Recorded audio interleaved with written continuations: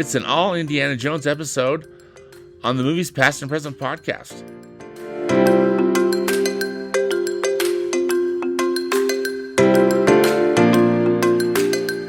Hello, and welcome to the Movies Past and Present podcast. It's June 29th, 2023, and this is episode 107. I'm your host, Stanford Clark, and I'm podcasting from the crossroads of the West in beautiful Salt Lake City, Utah. Just like my blog, moviespastandpresent.com, I'll be providing recommendations, commentary, and reviews about current and classic cinema. Thanks for tuning in, and let's do this thing.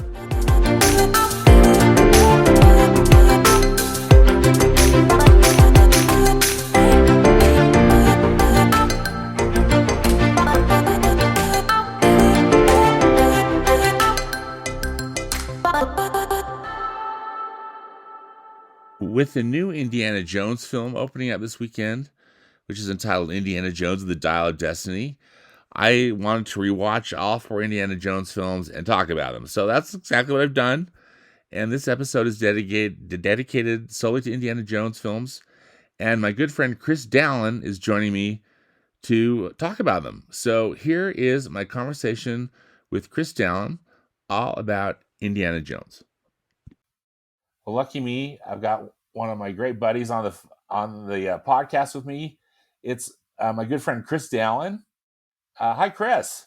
Stan, great to be with you again. It's so nice to be with you and to talk with you about, I know, a topic that's both near and dear to both of us. So, Chris, what is your experience or your first memories with an Indiana Jones movie? Stan, thank you so much for asking. And, I get a little emotional when we talk about Indiana Jones. As you know, it came out June 12th, 1981. At that time, I was 10 years old. And boy, I wanted to go see Raiders of the Lost Ark. And my mom and dad, as good parents do, said, look, we can go see it, but you need to earn the money. So I mowed a couple lawns and I saved my money. And when the time was right, we went to Walker Cinemas in Perry, Utah. Oh, nice. Yes. Yeah. Which is still there. It's still there. And we watched Indiana Jones, and I'll never forget when one of the guys that was with Indiana Jones at the time pulled out his gun, and Indiana Jones whipped it out of his hand. At that moment, early moments of meeting Indiana Jones, I was struck by him and thought he was the coolest. And I watched the film, 10 years old, pretty impressionable, but I watched it with my parents. And, I think about that now, what a special time that was. And really, in my opinion, one of the greatest films ever made. Yeah. Yeah, I'm with you, my friend, that I think Raiders of the Lost Ark it's in my all-time favorite list, and it's definitely, I think, one of the best movies ever made too. Just it's a perfect movie. Exactly. Yeah, it's a perfect movie. My experience too is somewhat similar. I just have a few more years on you, but you're still. I still feel like I always follow in your footsteps on stuff. but anyway, I took a date. I saw it opening weekend at one of the great movie palaces that no longer exists. It's the Villa Theater, or it was the Villa Theater in Salt Lake City, and it just truly a movie palace. Did you ever go to the Villa, Chris? Did you ever? I never did, Stan, and but there's a few places that I did go to. The Cinedome in Ogden. Oh my goodness, I've never been to. I hear that place was incredible. Yeah, it was incredible. The screen was so big it had to curve around the edges, which was fantastic. Which is so cool. That's one of the regrets I have, is not going to the Cinedome in Ogden, particularly to see one of these great movies like Indiana Jones or a Star Wars movie or something. I was going to say, I've heard rumors, Stan, that there is a Cinedome that still exists near the Winchester House in California. I've heard that too. And I totally want to go there. I do too. Field trip. and to watch a movie in the Cinedome, and then happen to grab the Winchester House while we're there. Yes, that'd be brilliant. You should do that, Chris. Absolutely. Research that because I would love to experience that. So the villa, it was just a single theater, one screen, a huge auditorium.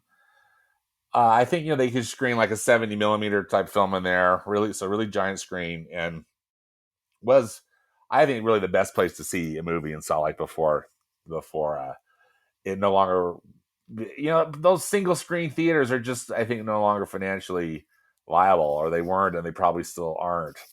Uh, the way everything's gone to a multiplex, format for movies, but still happy memories at the villa. I took a date. I don't think I remember leaving the movie, and I just was thinking this is probably the coolest movie I've ever seen in my life. I don't think my date was very impressed. I don't think she liked it very much. I think the snakes and the spiders and stuff, didn't work for her. But anyway, it's just such a fun memory, and I think I just remember kind of grinning ear to ear, and then also just kind of also having my jaw drop, just like because I mean I was young and unexperienced, but I still felt like I had seen something really special.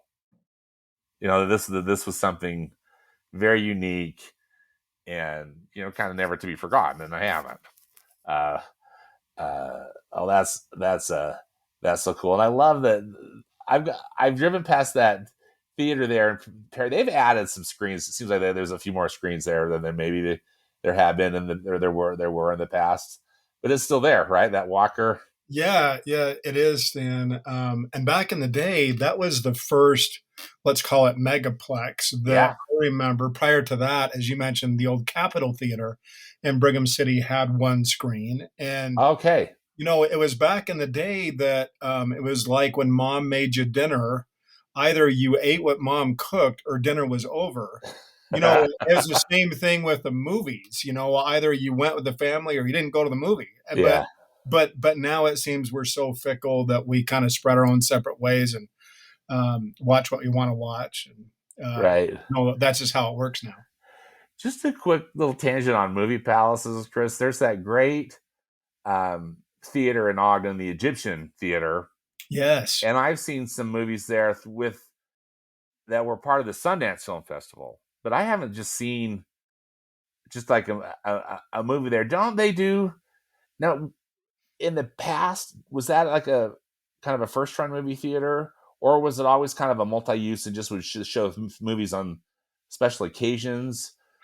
Yeah, I think it was multi-use back in the day, both Okay. performing arts and movies and so Yeah. on.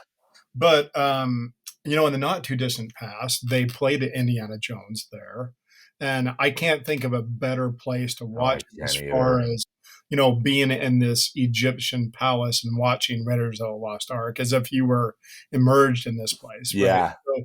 So there's that, and They've got that wonderful Wurlitzer organ right. there, and I mean, it really replicates kind of an experience of the past. And plus, it's just the coolest, just a big giant auditorium too, right? Well, by today's standards, probably not giant, but back in the day, it certainly was. Yeah. And it's certainly a wonderful place to see a movie. But yeah, if you get a chance to go there. Now, I do know for a fact that every year around Halloween time, they still play the Rocky Horror Picture Show there, so you can go and watch it. People come in costume and throw Oh rice and wow, do their thing. that would be an experience to see it there. Yeah, that's fun. That's so great. So, what about then when Indiana Jones and the Temple of Doom came out in 1984? Chris, how was that experience for you? When did you see the film? Where did you see it? What? Yeah, I appreciate you asking. I don't remember where I saw it. I think it was Walker Cinemas again. Yeah.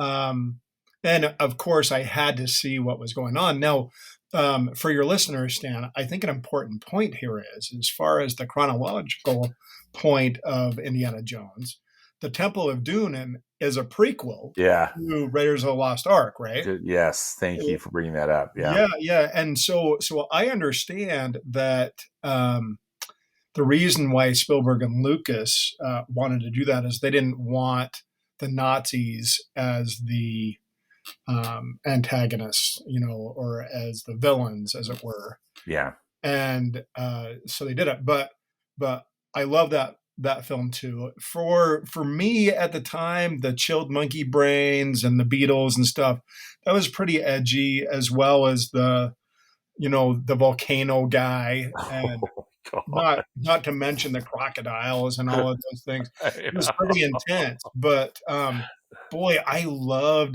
the scenes with those ore cars and other things. That were just really visually exciting. It was fun.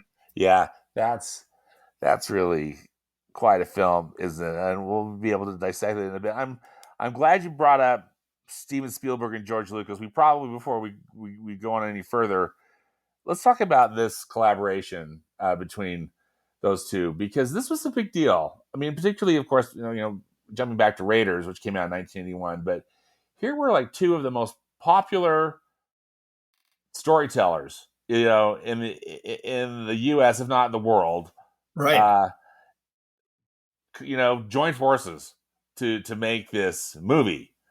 And I think too, particularly, well, I guess for both of them, they were, even though they were still very young, they were like at the height of their, you know, creativity and then their popularity. I mean, uh, Steven Spielberg had done Jaws and Close Encounters, and E.T. came out the following year, right, 1982. right.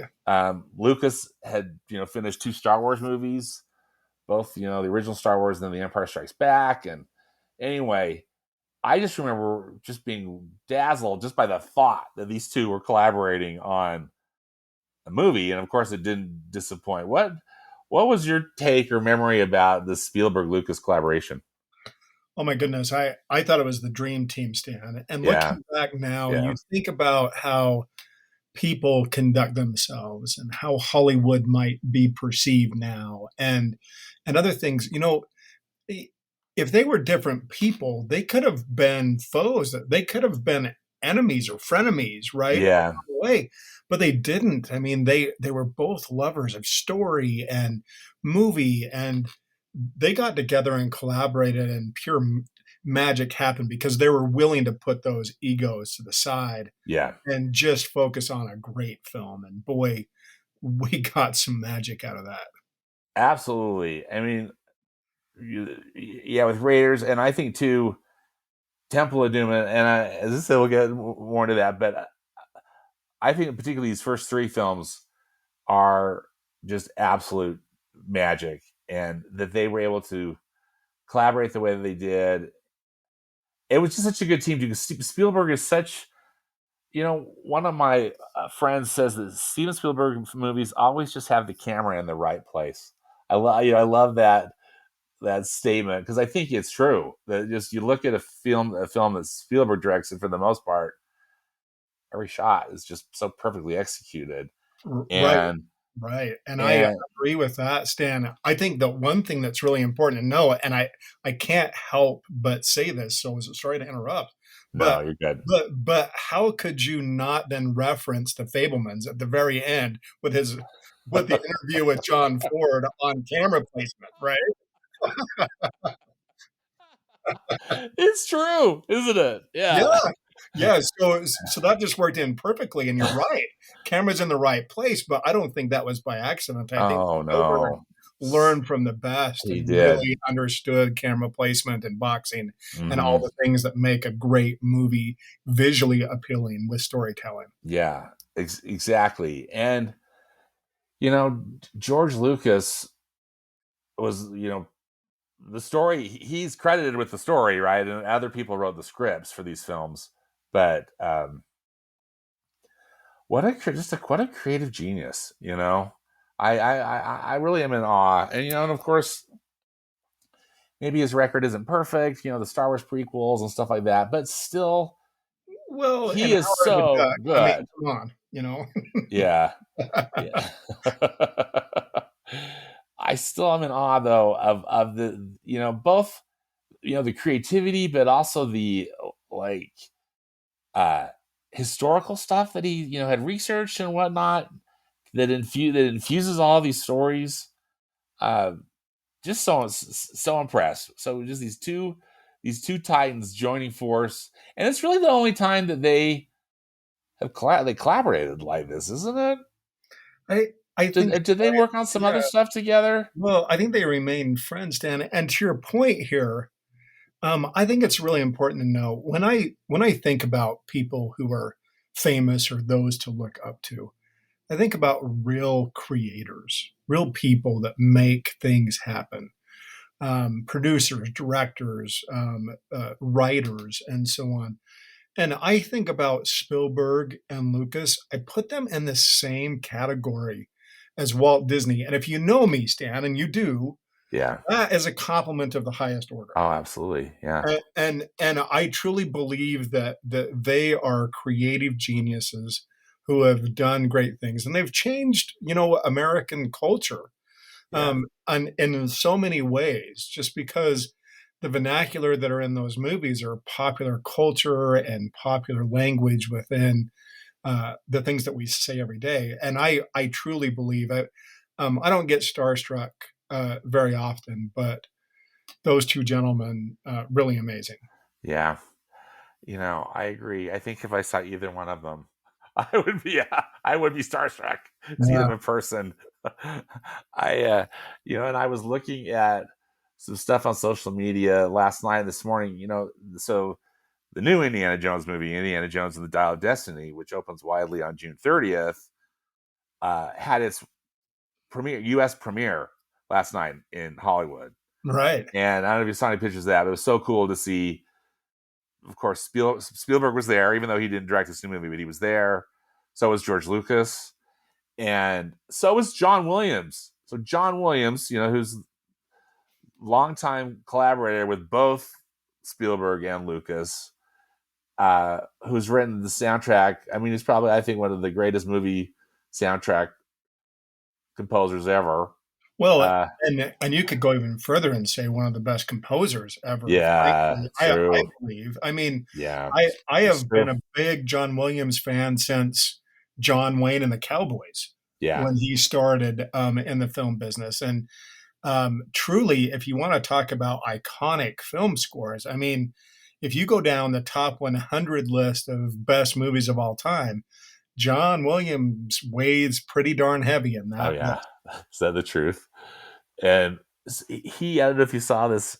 He John Williams was in the house last night at the premiere, and he conducted the Indiana Jones theme with an orchestra on the stage, which Oh, I thought that's so was great. so cool. Yeah. But one thing I just thought with rewatching these films, Chris, was that I mean clearly the direction is so solid from Spielberg, and that music is so perfect from John Williams.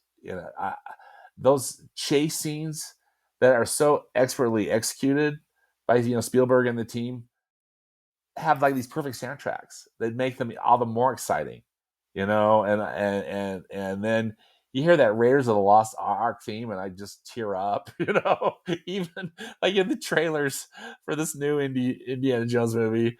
When they started playing the indie theme, I'm like, oh, I'm getting all emotional. I'm like, oh my gosh, I'm just this adult male. What's happening? But anyway, it's John Williams. I think is a huge part of this team too. As far as uh, kind of what makes these movies so iconic. Anything else, Chris, about Spielberg and Lucas we should talk about? No, I think it's been said that they're certainly iconic and grateful that they made such a great movie. But I was going to say a little bit about Lucas. Yes. If you think about Star Wars and you think about um, Indiana Jones, let alone all the other movies they've made, you think about how he was inspired growing up in California. He had this dog, Indiana, right? And This dog was the inspiration for Chewbacca in Star Wars. Um, the inspiration, of course, for Indiana Jones's name, among other things. I I think what's important to be said is the creativity that a child can have and growing up and being allowed to be creative and think big and do other things. I, I don't think that can be overstated Yeah. because I think it's great to be able to think as deeply as you can and be creative because you never know what will happen with it. Maybe you'll get um, a Chewbacca in the seat next to you because you remember your dog sitting next to you in your car. Yeah. I Yeah. love that. Thank you. Yeah, for bringing that up. That's so great. So the Spielberg and Lucas collaboration continued with a third film, Indiana Jones and the Last Crusade, which came out in 1989. And I don't remember if I saw it in the villa, and it doesn't really matter. But I just remember seeing, of course, opening weekend and absolutely loving it. And uh, I'm excited to explore that a little bit more with you. Any thoughts, initial thoughts about Indiana Jones and the Last Crusade for you, or any memories Oh my about it? goodness, yes. Two things that quickly remind me and bring me back. Number one is that the exposition for the film was shot in Utah, right?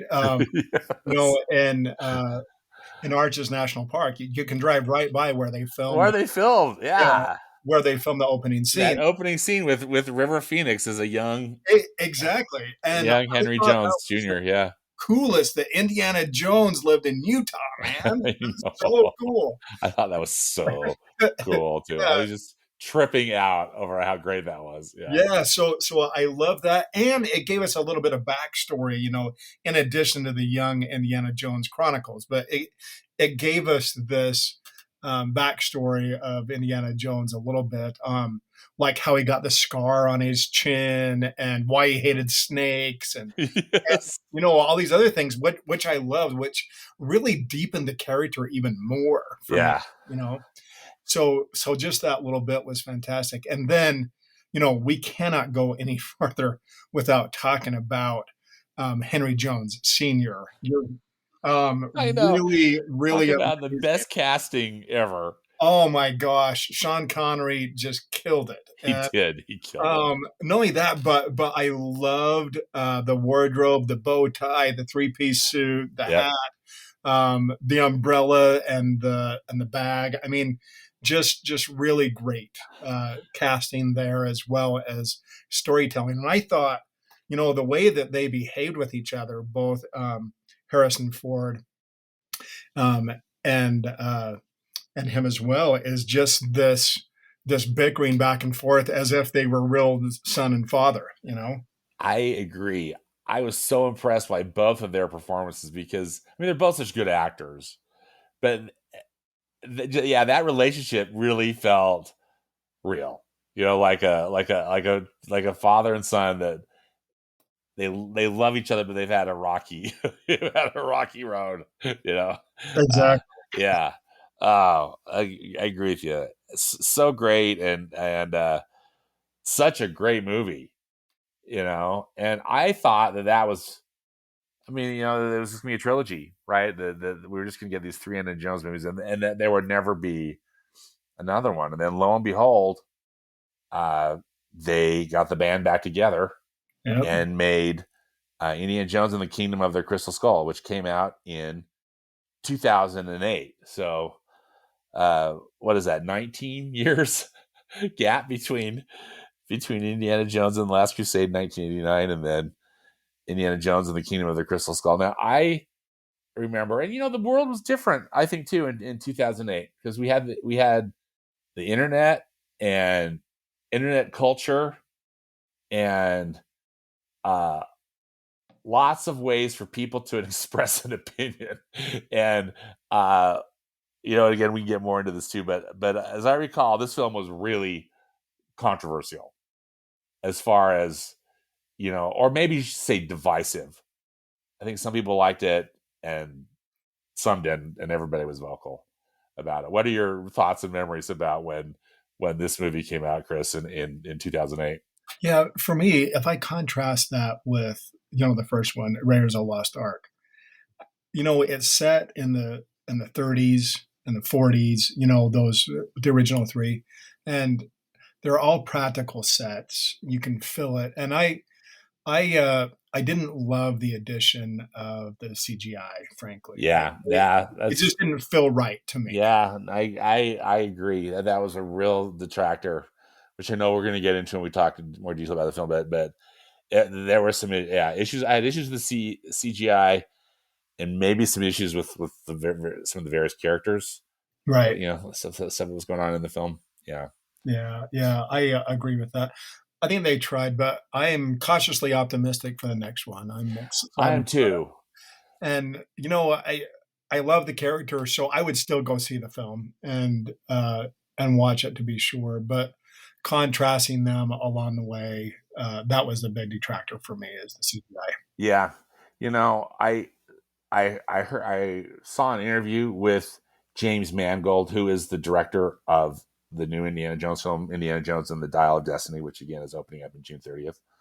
Uh, and he talked about how they really made a conscientious effort. They were to use practical sets, scenery, and they went on location. They were not, uh, you know, in a lot of these CGI environments. In fact, I think he said they didn't use any, but maybe I don't know, maybe they had to for some interior shots or something. But anyway, that I thought was very encouraging. Yeah, Uh, right, I really, it's so true because there's so much CGI in Kingdom of the Crystal Skull. In fact, I think the entire third act has got to be all have been done on blue screen. Since there was that Jeep chase, well, again we'll get into so there's that Jeep chase, but then of course all that stuff going on with the aliens. It's all CGI, right? And not that it was bad CGI. It just didn't. It really kind of took away of kind of the magic of I thought of the film. So kind of a bummer. So and that's another reason why too I'm actually very happy that there's going to be another film, and again fingers crossed that it's going to be enjoyable and well made, because that last one was kind of a bummer way to end the this beloved film series, at least in my right. my Yeah. opinion. Well, I think speaking of, let's dive into the ranking and see, because we might be continuing our discussion of said movie. So, Chris, what I thought we'd do is just start. We go over our each individual rankings, and we'll just start with number 4 and go up to a number 1. Does that sound all right? Sure, sure. Okay. So, So, what do you have for number 4? bottom up, is that what you'd say? Bottom up. Okay. Yeah. Yeah, well, if you're asking, I would say Crystal Skull number 4. Yeah, that's where I have at number 4 too, is Indiana Jones and the Kingdom of the Crystal Skull, again out in 2008. Why did you put it at the bottom of Well, your for reasons that ranking I've already said, that I we've think already talked CGI about? thing. Yeah, Yeah. Yeah, that was a detractor for me, and I just love the practical sets. It sucks you in. It's like you're really there, and you can feel that, you know? yeah, yeah. You really can. This uh, that's one of the main reasons I have it there. I have it at number 4 too, because as I mentioned, that third act where they actually get to that location, every single thing is CGI. That way that big structure works, and I mean maybe they had some practical stuff thrown in there a bit, but it really detracts. And I wasn't sure if it was the CGI, if it was the story, if it was the script, but through most of that film, stuff just didn't really feel like an Indiana Jones movie. I mean, clearly there's Harrison Ford. They brought Marion, Karen Allen, actress Karen Allen back. Right. Uh, all these other great actors like John Hurt, Kate Blanchett. I remember reading when that Kate Blanchett was going to be the villain, and I was so stoked. Yet I really felt like her villain was just so. She was just like a one note, I mean, she was just like, I don't know. There was nothing nuanced or interesting about her. She was just kind of there, omnipresent and omni-evil, and not interesting. Not really interesting. Yeah, yeah, that makes sense. Yeah. And Uh, yeah, so number 4 for me, for sure. okay. Uh, was there anything that you did like about Indiana Jones and the Kingdom of the Crystal Skull? Yeah, I mean, I went back and watched it again. Yeah. Yeah. Um, Same. yeah, the second, third time that I watched it, I think my memory was I think I enjoyed it more than I thought I remembered, as it Yeah. were. It's a little bit like watching Napoleon Dynamite for the first time. It's an acquired taste, right? That's a good point. you know, One of the things that I remember people on the internet whining a lot about, Chris, in 2008, was um, the space alien theme Yeah, yeah, or aspect of the script. Now, I remember it not really bugging me at the time because, like, in that opening scene where, uh, Indiana Jones lands into that area where they're doing nuclear testing, and uh, he gets like blown up, kind of launched in that refrigerator yeah, and all yeah. that. The only But time it's appropriate to get into a lead fridge. Yeah. I know. But that it seemed, given its time period, because it was like kind of mid 50s, right? That the King, the Crystal Skull film was set in, that UFOs were like a big deal, right? I mean, there was all sorts of, I think, paranoia and sightings and movies and stuff about it. So that didn't necessarily bother me because the other films have very kind of supernatural aspects to them too, but maybe they just felt more grounded. Just I don't know. Any thoughts on the whole alien Eh, plot? yeah, it bugged me to be honest with you. But Yeah, I didn't mind the Crystal Skull thing because that's a real deal in South America, right? yeah, They found these real crystal skulls down there, and I think that I would have liked it to have been more practical, because that's the thing that I like about the Indiana Jones films. Yeah, it's certainly a little edgy, but unlike other films, it could happen, you know.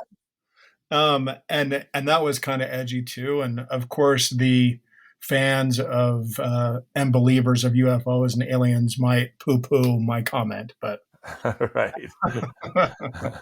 Because there's still all that stuff, so kind of like the same dialogue going on today, right? I don't think any of that's uh, really changed. What did you think about the whole aspect too of Marion coming back into the film, into one of these films, into the storyline, and that I mean, it's revealed that they have a child together. yeah, The character played by Shia LaBeouf, right, and that they get back together, they get married in right. the end. So, spoiler alert if you haven't already seen it. Right? What do you think about her, Karen Allen's character, or Marion coming back in I the picture? Well, I like the premise, and Stan, I'm going to be really direct here. I When I was a kid, and even now, I fell in love with Marion in Raiders Yeah. of the Lost Ark. And Oh and I yeah. fell in love with the relationship between Marion and Indiana Jones. And this is the Yeah. reason why. You know, think about this. In 1981, it was a different world than it is now. A really, really strong female character, Yeah. right? Drinking, smoking, doesn't take crap from anybody. Yeah. You Right. know, And tough and as then nails. right, and then Indiana Jones, who's supposed to be rough and tough, and he is, but he's really vulnerable too. I mean, he gets bruised and hurt, and that's where the famous line came from of, "Hey, it's not the years, honey, it's the It's the mileage." mileage. Yeah, right, and Yeah. and so that's why I love that relationship so much. Is it wasn't the stereotypical storytelling in Hollywood. It was real, and that's why I fell in love with Marianne. Is she wasn't taking crap from anybody, Yeah. and I Yeah. love that. Yeah. I do too. So I like the premise of bringing that back, and I don't know if we found that as heavy as she first appeared in Raiders of the Lost Ark, but I like the premise. Yeah, I did too. I love their relationship in Raiders. Yeah, in theory, I was happy that she came back, but I also just kind of felt like, and I don't know if it was the writing, and I know that they tried to have them bicker a few times and whatnot. It just didn't seem to land, But then that was just kind of the nature, I think, of much of the Kingdom of the Crystal Skull. So they tried hard, but Yeah, it yeah. just didn't. It just didn't land. It'll be interesting to see what what happens to the storyline in this next film if Marion's in the picture at all, or well, I guess we will be finding out on June 30th. Right. Okay. Anything else about Kingdom of the Crystal Skull that you'd like to bring up, Chris? Nope, nope, because I'm excited to get to the other ones. Yes. All right. So, what is your number 3? Number three, I would say Temple of Doom. Yeah, that's what I have too. Yeah, Yeah. Temple of Doom, number three. And make no Tell me mistake, about that.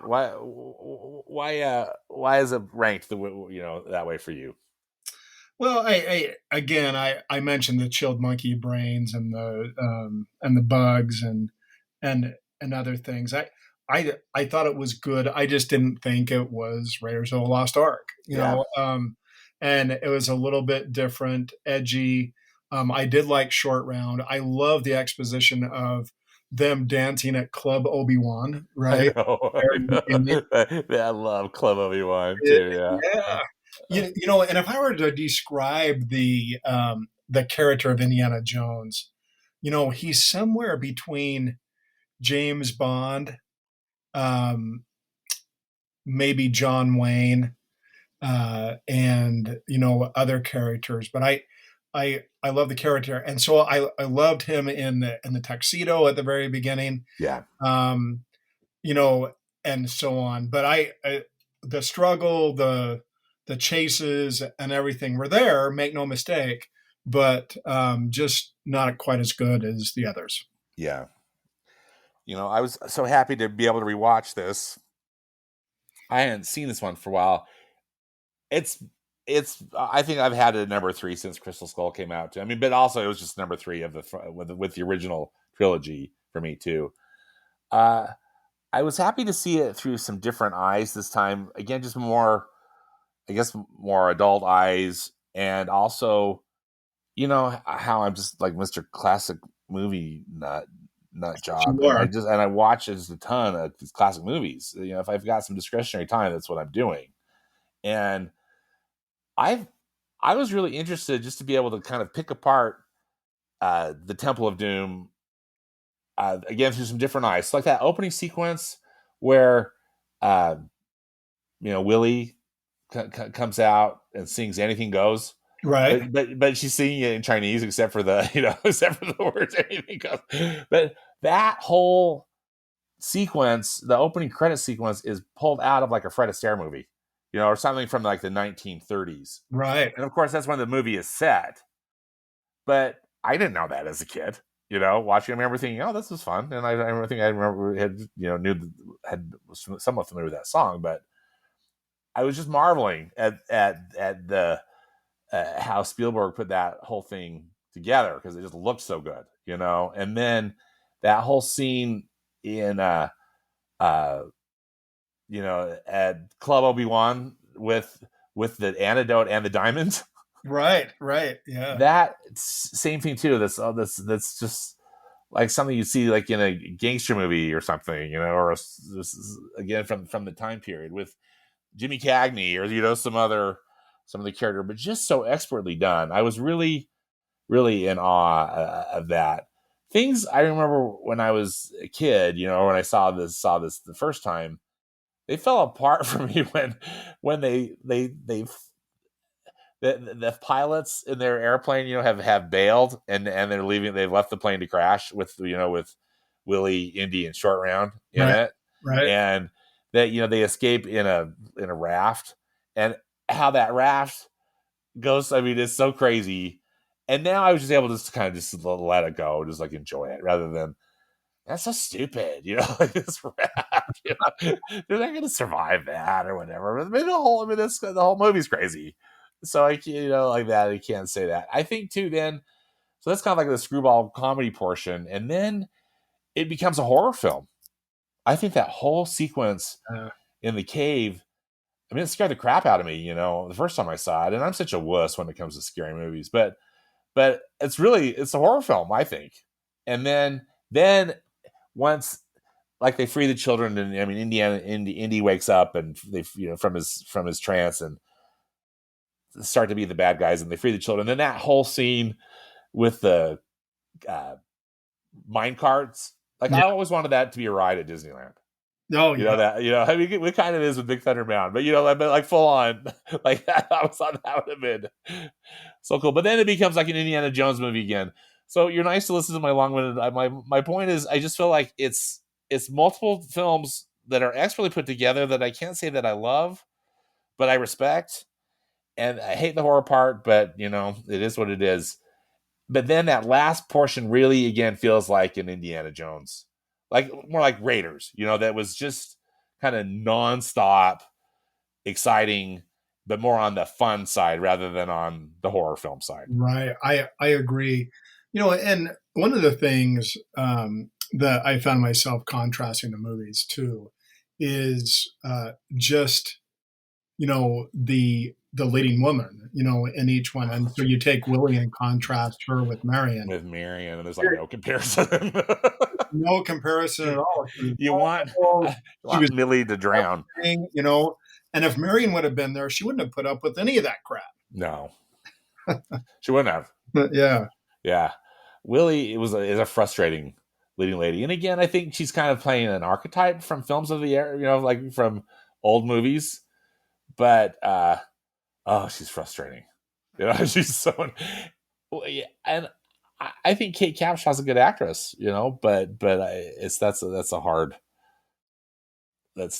She didn't drive me as crazy this viewing, but in previous ones, it's just like, will somebody please shut her up? Anyway, well, anything else that's worth mentioning about Indiana Jones and the Temple of Doom, Chris? Well, I think that Short Round was an enduring character. Oh my gosh! Thank you for reminding me. Short Round.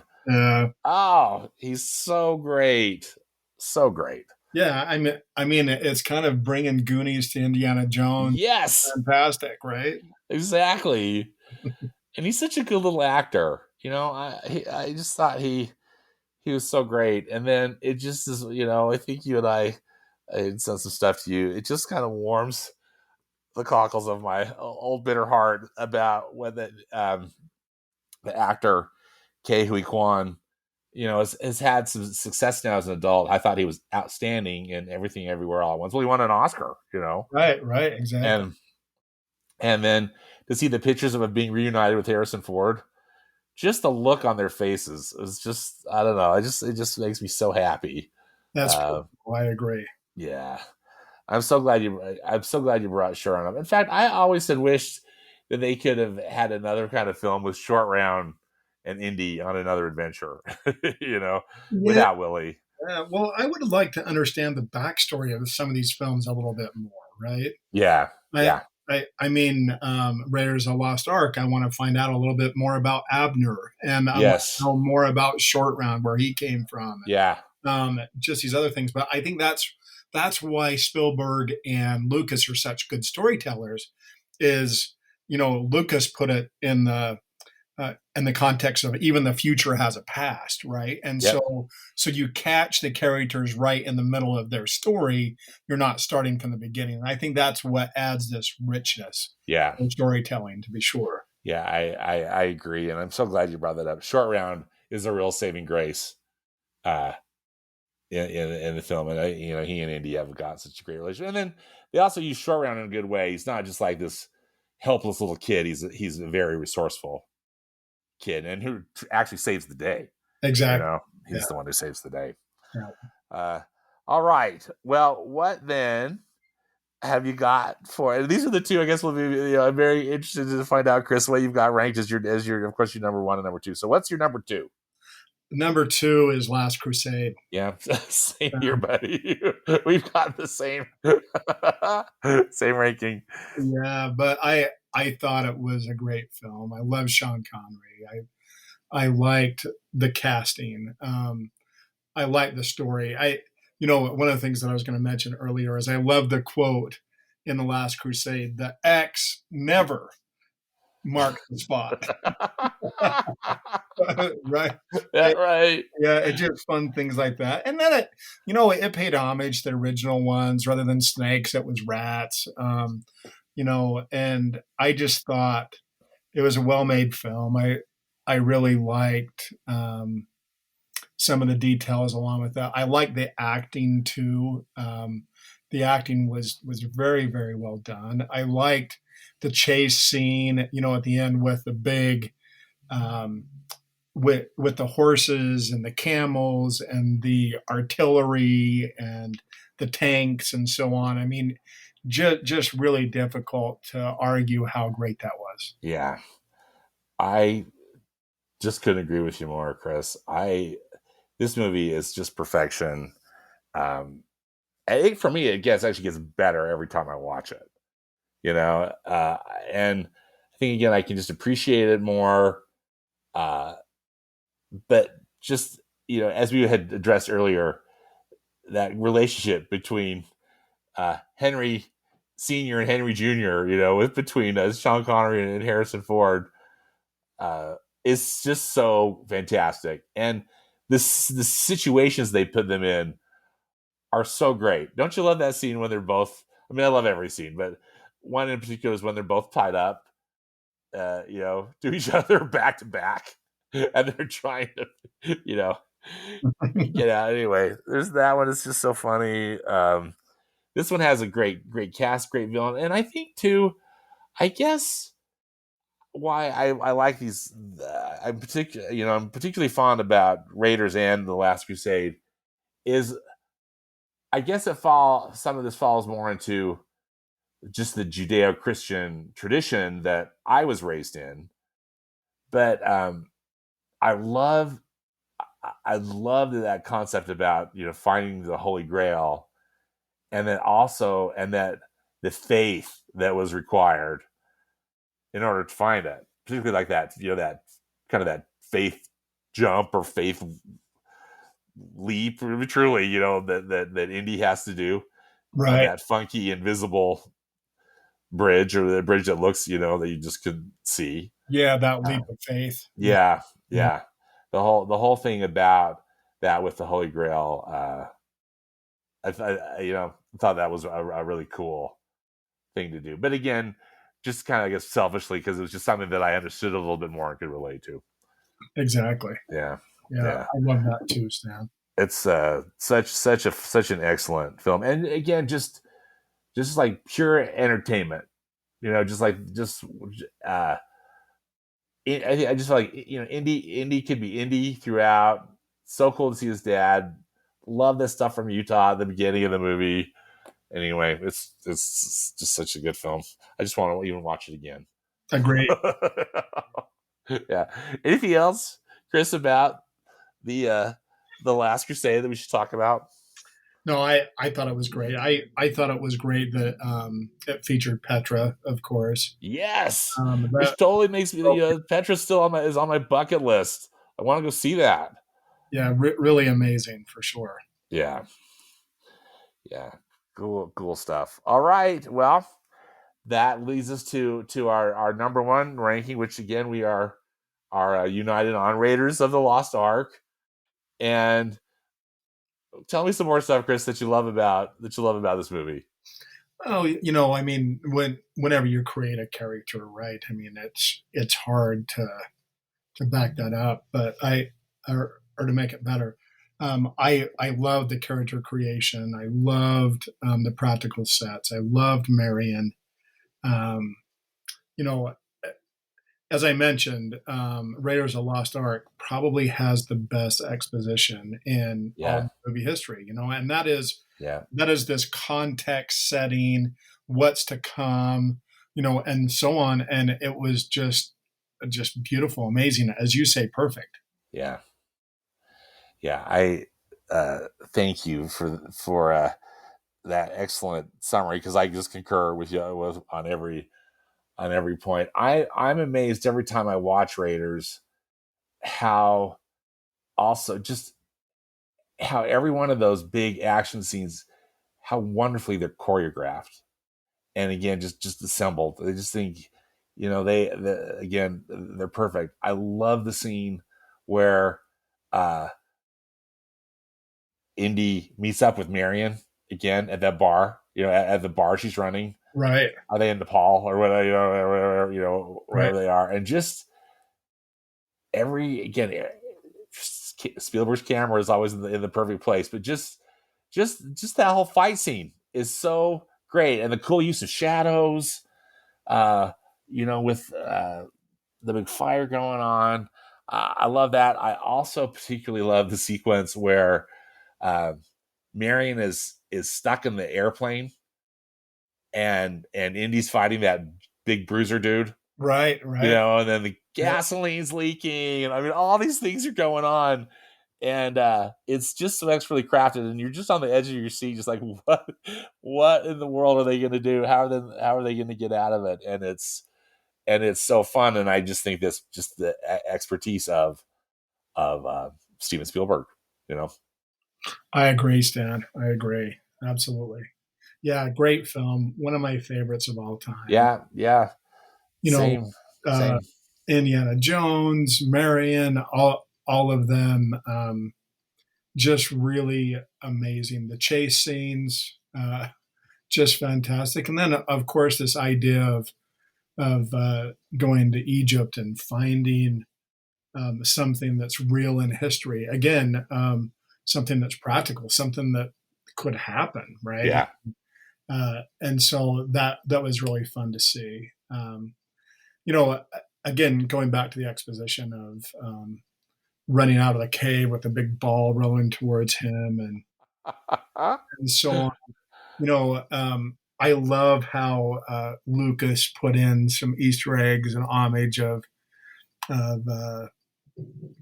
Star Wars. Do you remember when he's running away from the natives and he's yelling, start the plane," and I think Jacques was his name or something. yeah, it's Jock. Yeah. Sitting there fishing and so on. If you look on the tail rudder of the Mhm. plane, it says, I think, It's C OB, three PO, isn't it, or is it? OB3PO. Yeah. Yeah, yeah, yeah, yeah, yeah. That's right. So, Yeah. as if to pay homage to Obi-Wan and Yes. C-3PO. Stan, for your listeners, just a little side note that I think's fun that I really enjoy is that very plane is in Disneyland Tokyo. Yeah. Right? I wanted to ask you, yeah, if you saw that when you were over there. I did, yeah, and then in the same breath, when you go to Disneyland, the very truck scene or the very truck, the Mercedes Benz truck that was in Raiders of the Lost Ark is at Disneyland, as well as one of the mine cars are there in Disneyland too. So Yeah. it's kind of fun that those props are still part Yeah, they still of were part of. the OC still. Aren't those, Chris? Are they in the kind of that exterior queue there of They the are. Indiana Jones adventure? Yeah, in Adventureland. Yeah. Yeah, and for those of your listeners that would like to know, if you look at the front of that truck, there's two bars that go up from the front bumper, and on the end of those there are balls. They look like golf balls. They're not, but they look like golf balls. They tell me that the stunt team put those there to make sure that they could line everything up right. In order to do that, now very very famous scene where Indiana Jones goes underneath the Underneath the truck. truck. Yeah, Oh, that whole scene too is just you know amazing. And again, not wanting to rip them, just kind of need to let it be. But you compare that scene, which was all practical effects, to that crazy jeep chase scene in the jungle in Kingdom of the Crystal Skull, which was I think mostly CGI. right. There's kind of no comparison, you No, know. no, no, there's not because that was a real deal. I mean, Yeah, that really happened, and you can feel that, Stan. You yeah, can you can. feel that You it's really can feel it. And, you could see that somebody's sliding along there in a leather jacket trying to not die. Yeah, yeah, exactly. Yeah. Harrison Ford has talked about how much he loves this character, and I think that that's something too that the character is important. I know both to you and to me. Why is Indiana Jones a great part of your life, Chris? As a character. Um, you know, I I love again, I think that Indiana Jones is a cacophony of a lot of different genres, frankly. And you said it well relative to Temple of Doom, but it's a western, Yeah, it's a James Bond movie, it's an adventure, it's a horror, you know it's all of the above. But Indiana Jones as a character, I think for me is he's a rough and tumble guy, but he's real because he gets hurt. He's vulnerable. He you see him patching up the bruises on his ribs or trying to fix the cuts on his face. yeah, And but and then he had this seated past with his father. Just kind of a real guy that had real issues, but has this goal of making sure that he preserves history, and that's where his terms come from, that belongs in a museum, right? yeah, yep, um, and I love that he's driven by that. So really, in my opinion, a renaissance man that can both do great work in a classroom with a bow tie and obviously incredible work as an adventurer out in the field. And I think that's what I like about the character so much, so multi-dimensional, and really brings a lot of real life to the situation, that almost a real character. And I think it speaks to us as humans too, as we're multi-dimensional too, and embracing all sides of that rather than just one. I mean, so many movies are just single dimensional, and you don't get to explore the real character. But I think for me, Indiana Jones does explore those multi dimensions as a son, and the last one as a father. yeah, Certainly as someone who has had relationships that have gone awry, made people mad and so on. And I think that's the reason why I like the character, is it seems real. yeah, Yeah. yeah. Oh, thank you. That's such a uh, great explanation, bud. I echo your sentiment, and I think for me too, it was probably, I mean, maybe next to like Luke Skywalker and Han Solo, it was like a big movie hero for me. Being able to just a character that was just so dang cool. She said he's like all like academic and stuff and teaching school, but then he throws on his fedora and leather jacket and he's off just kicking butt around the world. Having these uh, amazing adventures and doing all this really cool stuff. So for me, and then just Harrison Ford's such a good actor. So I think he plays the character so well. And while of course I love John Wayne and Humphrey Bogart and all these great actors uh, from classic films, I kind of feel like Harrison Ford as Indiana Jones was the one from my youth that that just has kind of stuck with me as a hero that I really uh, love and admire. And it's just, again, it's just that the movies are so much fun, even when they're not great. And they're still better than many. you know. So and so I'm so glad we get the chance to see we got one more Indiana Jones film to see with Harrison Ford that opens up in a couple weeks. And again, I kind of have to pinch myself. Like, is this real? Like, are we is this happening now? Chris, what are your hopes for this fifth and I guess probably final installment of Harrison Ford as Indiana Jones. You know, I'm going to be honest. I'm probably completely wrong, but looking at, um, you know, do you remember, of course, the more recent Marvel film, the Avengers, right? Yeah. But at the end, they were able to go back to previous films to help tell the story, right? Yep. So my hope is this Dial of Destiny. If you look at the trailer for the film, you see a CGI adjusted younger Harrison Ford, Young Harrison Ford. Yes. right? So Yeah. so I'm kind of hoping that we get a deeper story, and we kind of get a re-experience maybe Raiders of the Lost Ark, Temple of Doom, Last Crusade. Oh So, yeah. I don't know, but I don't know anything about the Dial of Destiny like I did the Ark of the Covenant, or Right. you There's know, kind of this established, right? mythology and stuff about all of these things. Yeah. Yeah. So Or I documentation or whatever you want to call it. what Yeah. to expect. But what's kind of fun too is my understanding is that it's set in the 1970s, and you and I remember the 1970s. Yeah, Yeah. exactly. And so I'm kind of excited for that because it's not like the 30s, 40s, and 50s of the previous movies. So that will be fun for me to have Indiana Jones play a role in an era that I remember. Yeah. Yeah, Yeah. so I'm kind of hopeful we get to experience some nostalgia as well as create some new pathways forward.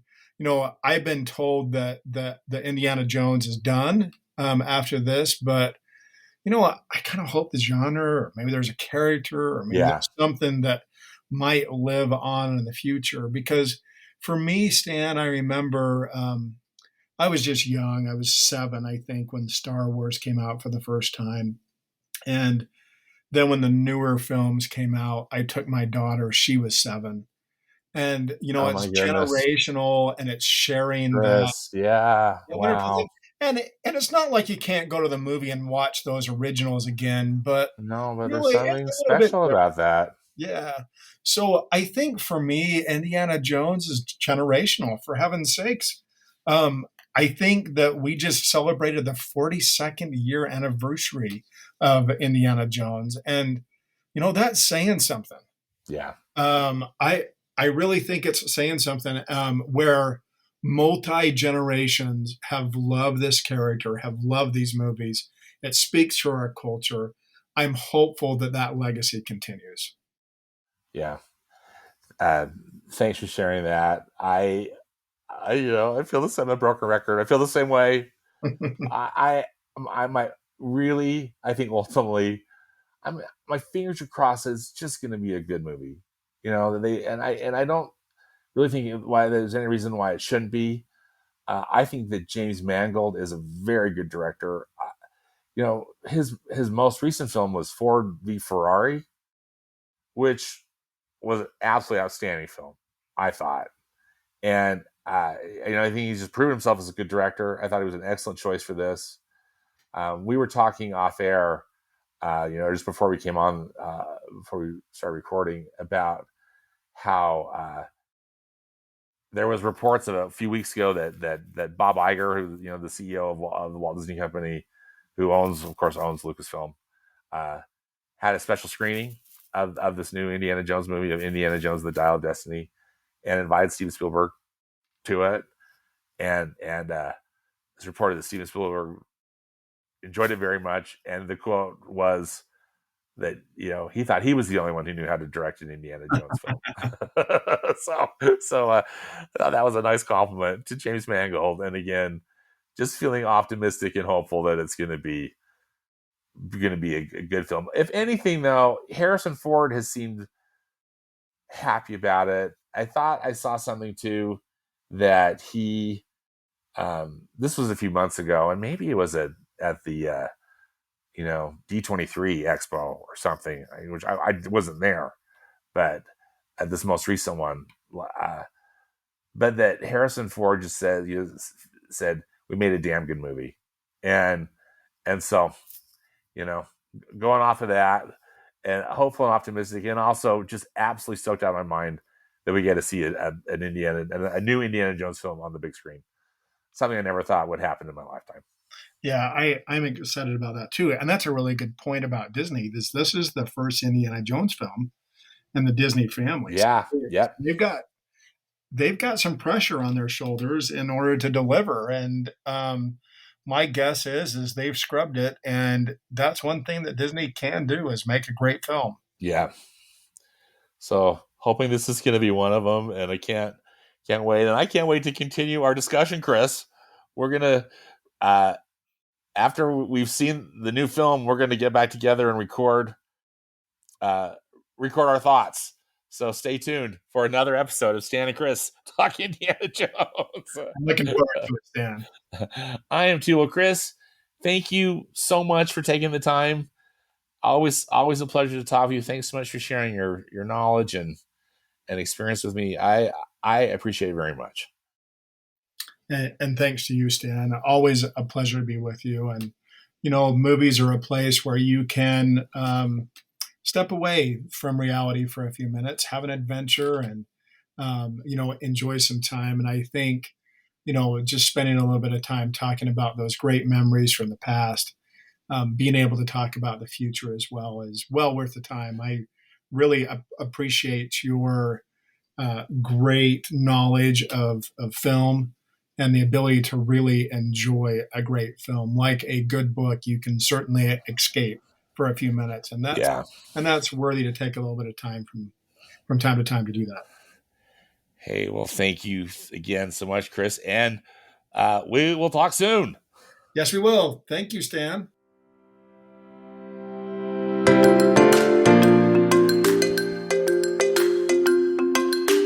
Well, that does it for this episode of the Movies Past and Present podcast. Again, many thanks to my friend Chris Dallins for joining me. Links and more information about what we discussed in the podcast today can be found in the podcast notes on my blog at moviespastandpresent.com. Subscribe to the podcast wherever you listen to your podcasts, and follow me on Instagram. My handle is @moviespap, as in past and present. As always, I hope you will enjoy some good movies this week, whether they be from the past or the present. Thanks again for listening, and until next time, be safe out there and dedicate yourself to the truth.